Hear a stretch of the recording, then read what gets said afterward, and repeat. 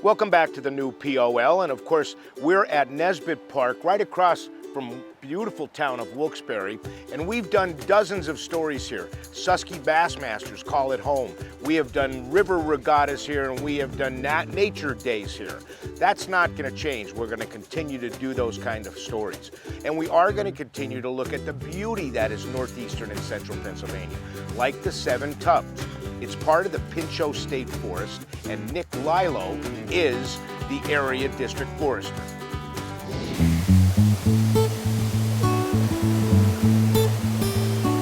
It's not a state park, right? There's a big difference. Yes, I'm very clear on that. This is not a state park. This is part of the Bureau of Forestry State Forest System. So we don't manage this as a state park, which has a different mission than we do. State parks is, of course, within the same department, and we're involved with natural resource management.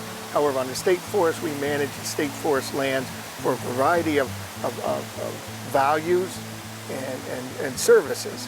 And here we manage the Seven Tubs we're at today as a recreation area. And the concept of a recreation area is we have a little more developed recreation opportunities. We have access roads. However, we still maintain the wild character.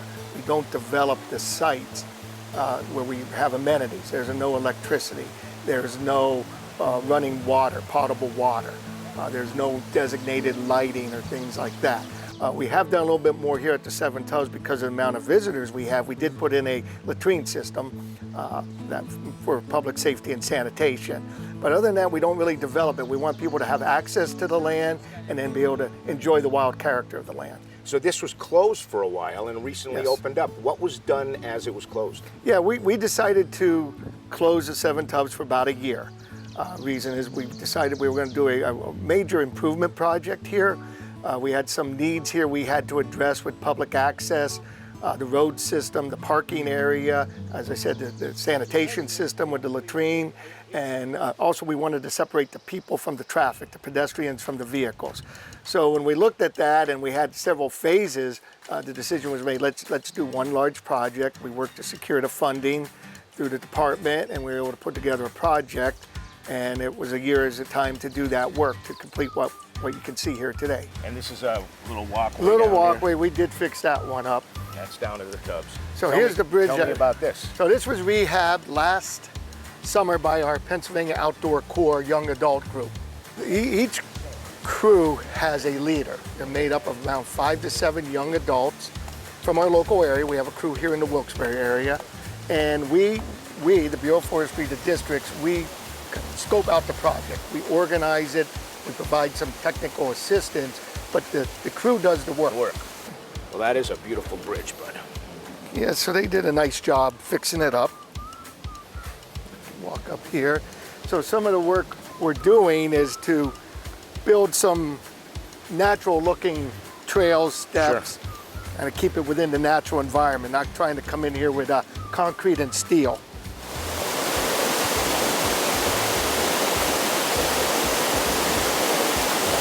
You got to admit, the attraction, at least one of the major attractions of the Seven Tubs, is water. The water, yes. Talk to me about a little of the history of the Tubs. Okay, so the Seven Tubs actually is a confluence of 2 streams. We have Laurel Run, which is a stream I think we've seen on your show before, a wild trout stream, and then its tributary, Wheelbarrow Run.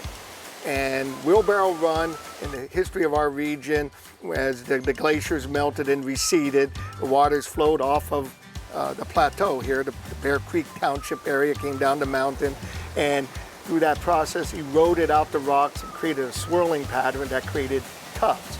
So over the course of time, people just began to call this place the Tubs, and they designated 7 tubs, so it became the Seven Tubs, long before my time here in the district. So is there swimming? Can you swim in the Seven Tubs? Swimming, no. We don't prohibit swimming on state forest lands. You know, the waters of the state forest are open to the people to use. However, this is not a designated swimming location.